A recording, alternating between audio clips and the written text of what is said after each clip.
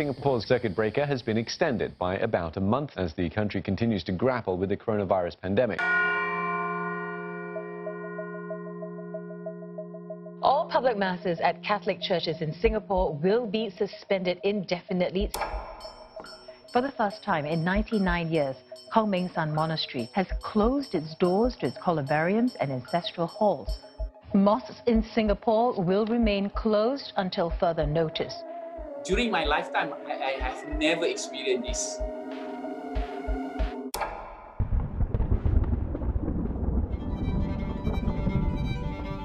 The church gates being closed, it breaks my heart. These are very, very difficult, challenging times. With a pandemic pulling communities apart, can religion help bring the people together? Do you need a doctor? We can actually bring you to a doctor. I'm fine. Oh, baby, 平安，快高长大。 Blessings we can do online, rituals we can do online. How are religious leaders helping their congregations to keep the faith in this time of COVID-19?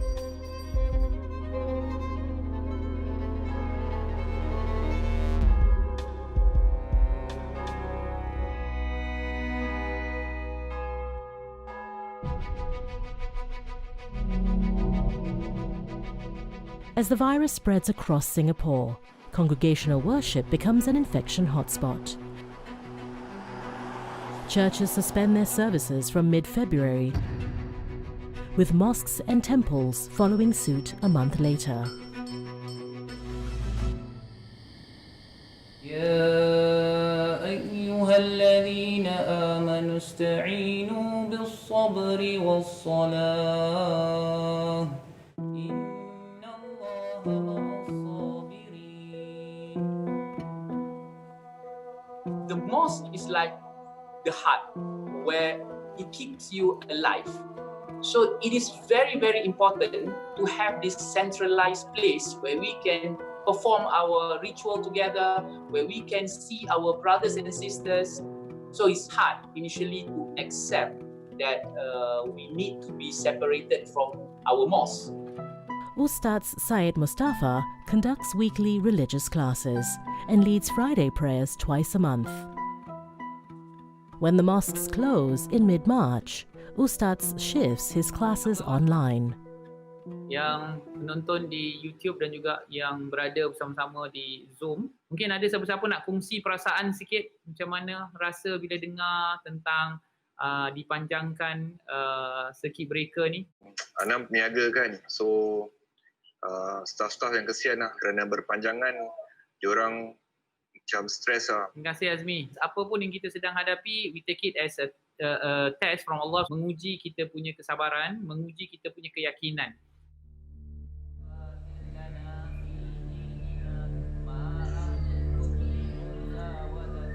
We do not want this thing make us less Muslim.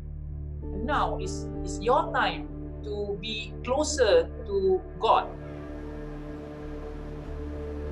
This separation of worship is the antithesis of Islam's concept of community and belonging. We miss the mosque so much. I miss to meet with people, worship together. It is very, very important to us. So we are not able to be separated too long to our mosque. Fellowship is also a central tenet of the Christian faith.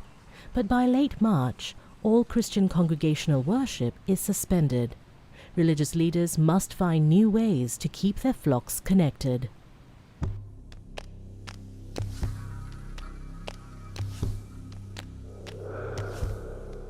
Before the outbreak, Father Ignatius Yeo would preach to over 1,000 people.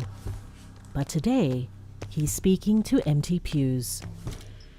The immediate emotion when you see an empty church, I felt very sad.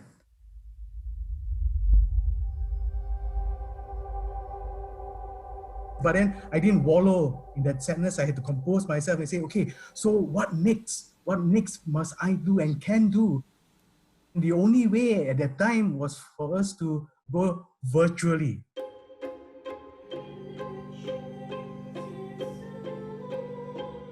Dear brothers and sisters, Good Shepherd Sunday. The few live stream was something we have never done before. These are uncharted waters for us.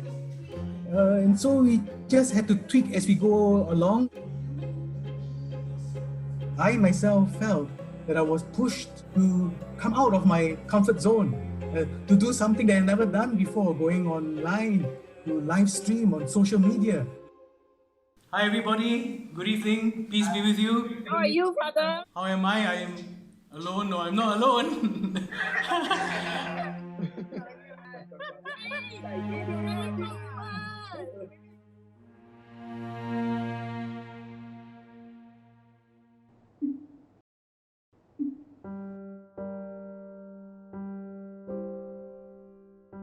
It has been a lonely few months for me.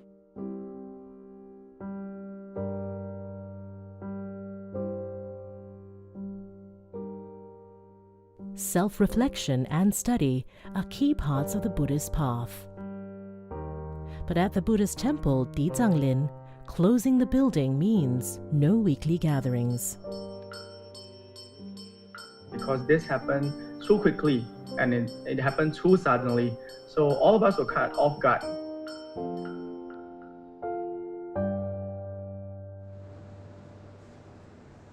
In the last few months, Venerable Shi Yowei has been forced to postpone his community work, including visits to nursing homes and hospitals. His baby blessings have now moved online. 大家好 ，Hello。我都添一个孙子，哎，我跟他点灯。OK， 等一下我跟他念一个经啊。好。南无般若波提毗萨埵六路毗琉璃波那波很那舍耶的那耶都有。 See this as a very good challenge, how I can reach out to more people, keep being connected to all my devotees as well. 好 ，baby 平安，快高长大，身体健康。 But if following your faith is challenging, it becomes even trickier during religious celebrations. None of our devotees can come to the temple. It is all up to them. It is a test of their faith.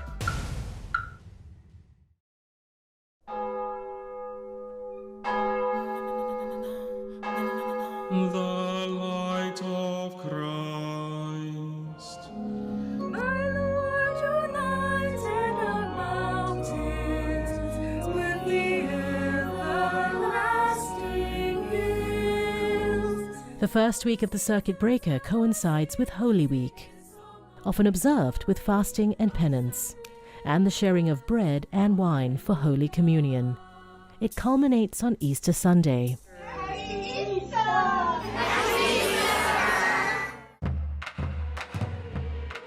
It's the celebration of the essence and the climax of our faith. It's the great gathering of people singing and rejoicing together as a community. But this Easter doesn't feel like a time to celebrate.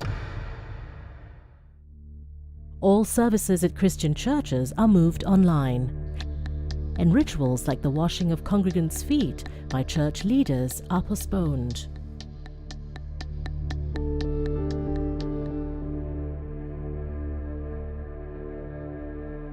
All the usual symbols of the blessing of the fire, the lighting of the candles at Easter Vigil, and all of these were still used, yet it was an experience that is unprecedented and bleak.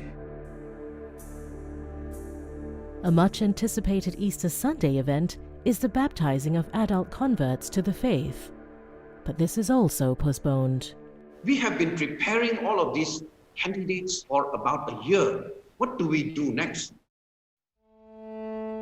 It breaks my heart because the life of the church is really the living of the faith, the witnessing of the faith as a community. So we truly look forward to the time when we can then once again as a community of believers gather together in worship.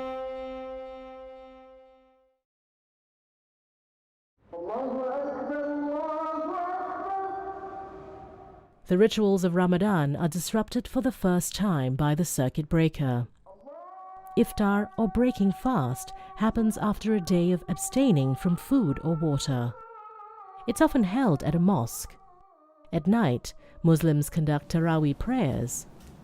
But with the mosques closed and strict safe distancing measures enforced, these rituals can only be conducted at home. Bismillahirrahmanirrahim. Alhamdulillahirabbil alamin. Marilah kita sama-sama memanjatkan kesyukuran kehadrat Ilahi kerana kita dipertemukan sekali lagi dengan bulan yang penuh barakah ini. Ustaz Syed Mustafa is reciting the Tazkira Ramadan. This is only performed during the nights of Ramadan after the Taraweeh prayers. He is now recording his sermon for broadcast online. Personally, I feel a bit sad because I'm not able to meet with people, but we have to look on the positive side. This is our chance to be closer to our family. This is our chance to be closer to God. In the middle of Ramadan is another major religious festival, Vesak Day. It marks the birth, enlightenment and death of Gautama Buddha. Festivities usually begin at dawn, with Buddhists congregating at temples for prayers and offerings. The rest of the day is spent on worthy causes.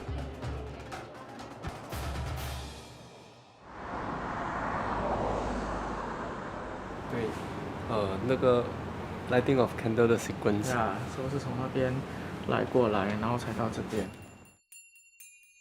This Vesak Day, Venerable Shi is preparing to connect with several hundred live streamers. Happy Vesak Day, everybody! And it's the first time we're having Vesak Day without any devotees within the temple. The first time I felt really lonely was yesterday night. Usually pre-Vesak Day night is really very busy, but this year it's totally different. But that's the way it is, and in Buddhism we are taught to, to adapt to change, to expect change as well. Light in Buddhism signifies wisdom, and during this very difficult time, we hope that the light would give all of us some comfort. We are going to bathe Prince Siddhartha. The bathing of the Buddha symbolizes us cleansing us of our sins and our undesirable karma. We hope that through this prayer, everybody can become resilient and become better off after COVID-19. For most Buddhists, I would think that they will be very disappointed that they can no longer celebrate Vesak Day the same way as we always have done. But we shall divert our regret into strength and find faith. 好，大家吉祥，阿弥陀佛。Singapore has observed these religious festivals despite restrictions.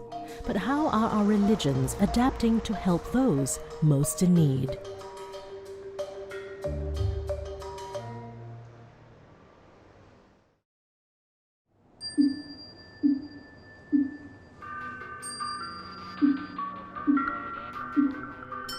The COVID-19 pandemic is impacting Singapore's religions like never before.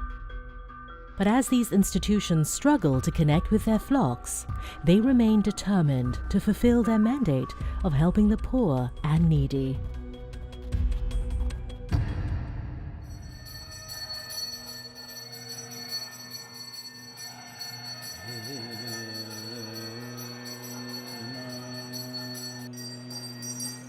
We wanted the devotees not to be disengaged from the temple. So the first thing we did is to ensure that the daily prayers do go on in the temples. The priests in a Hindu temple are resident there. So therefore they will continue to conduct the daily prayers, and then those who are actually physically going to the temple can actually tune in to YouTube and watch the entire ceremony taking place. Singapore's Hindu temples rely on visitor donations to cover their operational and manpower costs. These temples run 24/7, but they've all closed for the first time by the circuit breaker.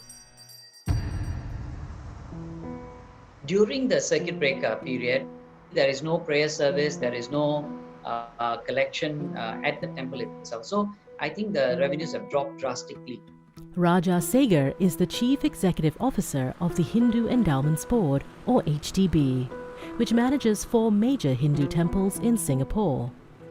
Undaunted by the circuit breaker, they've moved their donation boxes online. It took us about 10 days to get things ready.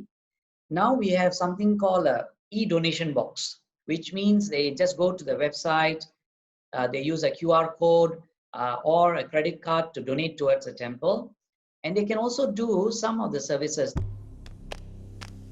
One of the charitable services that Hindu temples provide is free food for migrant workers and anyone else in need of a hot meal. Several temples have actually started cooking extra. They cook for the priests anyway. So they cook another 30, 40, 50 meals, and they are leaving it at the temple premises where the people will come and take it. Over at the HEB headquarters, volunteers assemble care packs for migrant workers recovering from COVID-19. What we are going to do is to pack them according to sizes. That will be very easy for the hospitals to handle. Okay. A couple of hospitals came to ask us that those foreign workers who are treated for COVID-19, when they are discharged, they are kept in another isolation place before they are able to go back to the dorms. So we wanted to help them. The HEB originally budgeted for 3,000 care packs. But with a surge in support from Hindu temples and organizations, it's now increased to 7,000. It will sustain them for at least a couple of weeks before they can go and get back their own stuff. The idea is, until they can go back, this actually comforts them to a certain extent.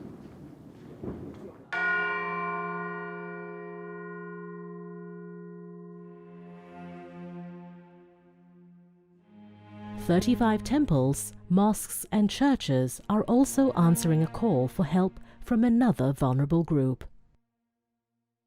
the homeless.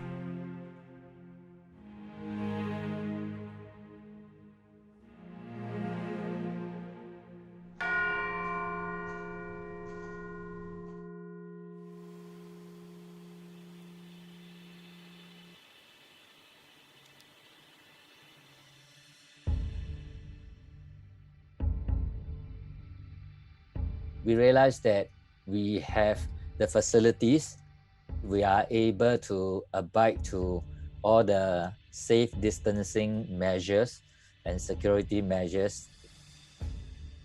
So we applied to MSF and say, yeah, we are open to opening our gates to house homeless who are rough sleeping outside.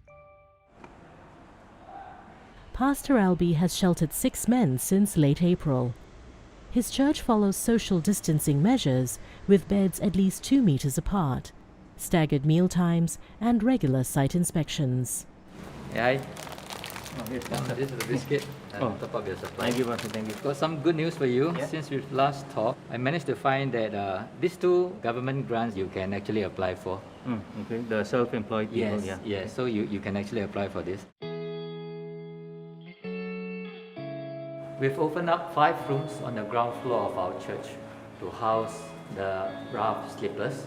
We do provide for them a mattress, blankets, and all the sanitary facilities. We provide them with 2 meals a day.